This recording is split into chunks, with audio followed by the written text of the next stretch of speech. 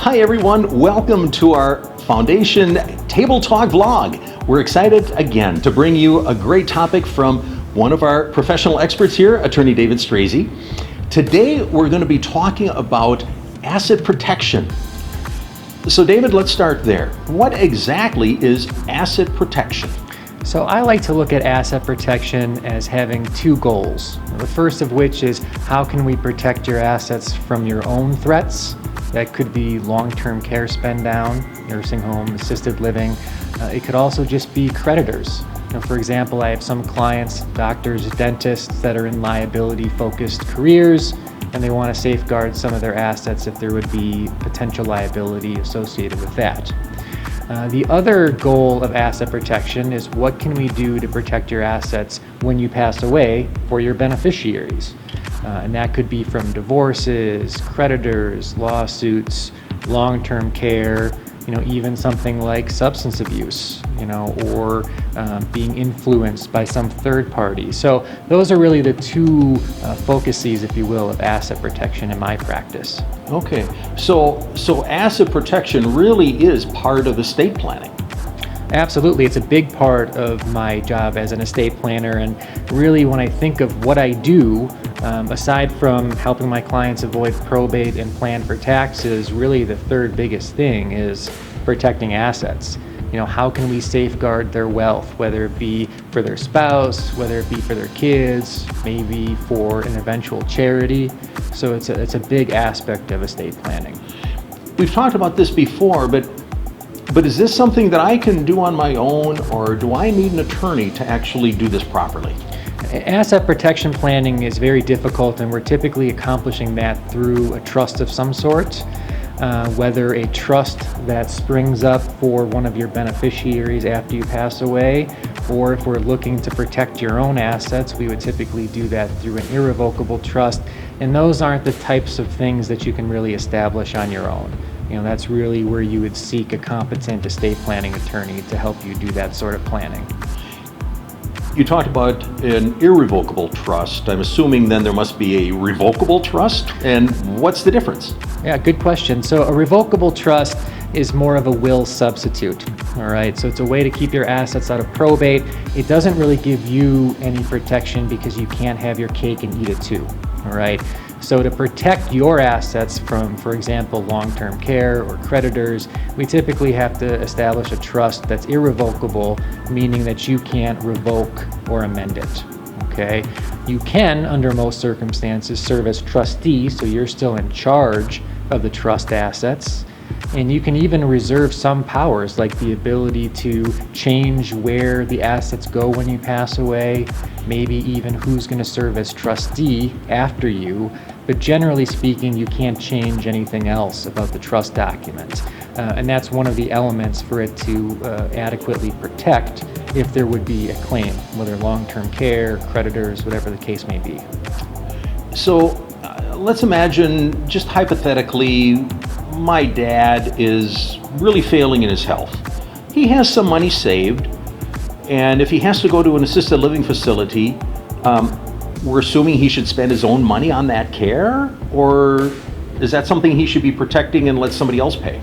Well, and I think that's a matter of goals. Some people just want to pay their own way because they think that's the right thing to do. The law does give us some tools where we can legally protect assets, one of which is that irrevocable trust, where we transfer assets to an irrevocable trust of some sort, and we ensure that those do not then have to be spent down.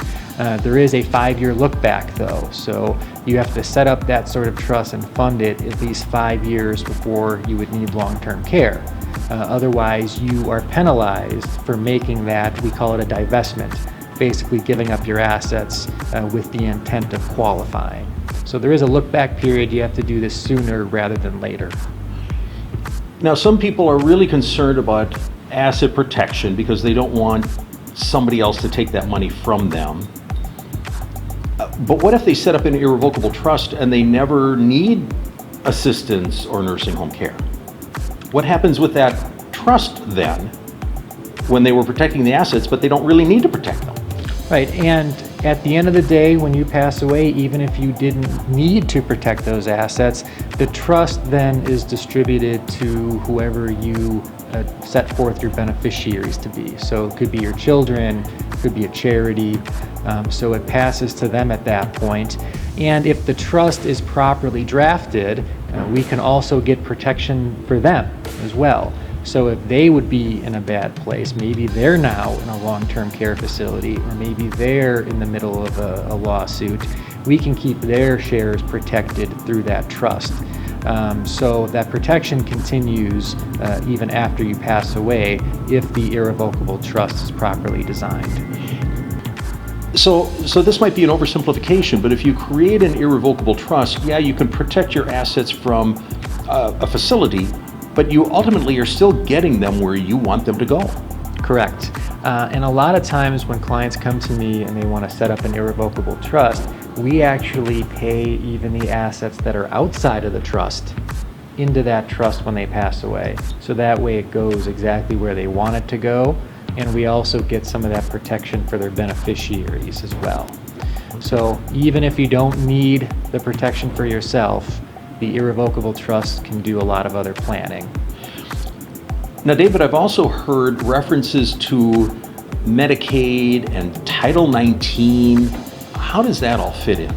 So Medicaid, Title 19, it's also referred to as MA or medical assistance.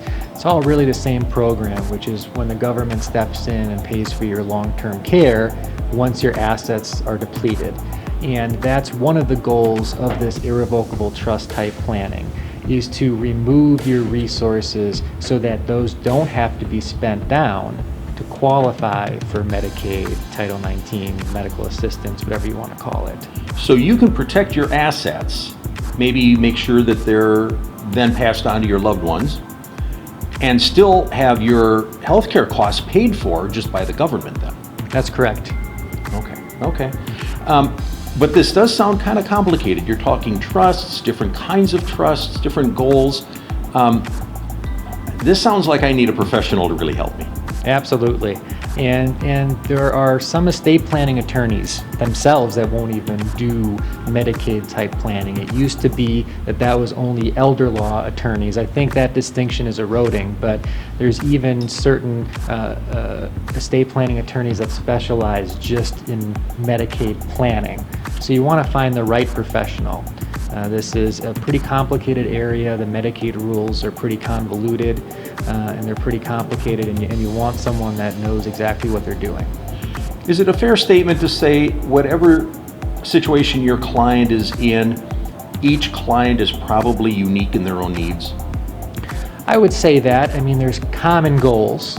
Like we talked about some today, asset protection is not uncommon where someone comes to me with that goal. But everyone is different in terms of what they want to accomplish. Some people, frankly, don't care about protecting their assets. They don't care about planning for taxes. And certainly everyone has different distribution schemes. Sometimes they just want it to go to their children. Other times they favor a charity. So every situation is certainly unique, although there's commonality, across the board. If you do this all day, every day like myself, you see a lot of things repeatedly. Okay. But certainly every person's unique. We've been talking about asset protection from nursing homes and assisted living facilities, but you kind of mentioned a little bit, maybe if there's a problem within the family. I'm going to make an assumption, maybe if you've got somebody that doesn't have the same philosophy or beliefs you have, or maybe somebody who's gotten into some trouble, and unfortunately that happens. Does this work for those situations too?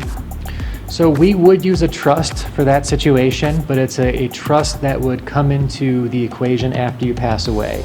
So if there is a reason why a beneficiary shouldn't receive an outright distribution, so that big fat check in the mail, we can instead have their share held in trust, and someone makes distributions as they need it for their health, education, support, maintenance, and that way they can still benefit from their inheritance, but they're not in control of it if there would be some adverse result. Maybe they're in the middle of a lawsuit, maybe they're in the middle of a divorce, maybe they have substance abuse, perhaps they're what we call a spendthrift and they're just not good with money. So we can also protect assets after the fact by virtue of not just handing a check over to your beneficiary, but keeping it in a separate trust for their benefit. Does this work for minor children as well then? Correct, and a trust is a very common thing for minor children where a trustee would make distributions for their education, for their support until a certain age. Whether that be 21, 25, 30. I have some clients that come to me and it's 45. It really depends upon your comfort level. But these sub-trusts, as I call them, are very common in situations where we're planning for minor beneficiaries.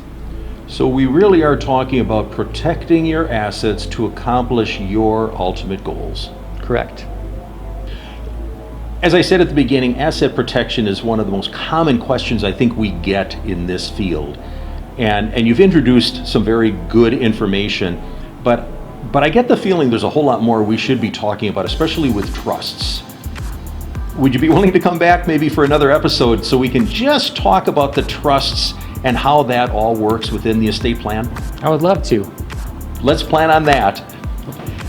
And remember, we're doing this because it's your life, it's your plan, it's your legacy. Until next month when we talk more about trusts. We'll see you then.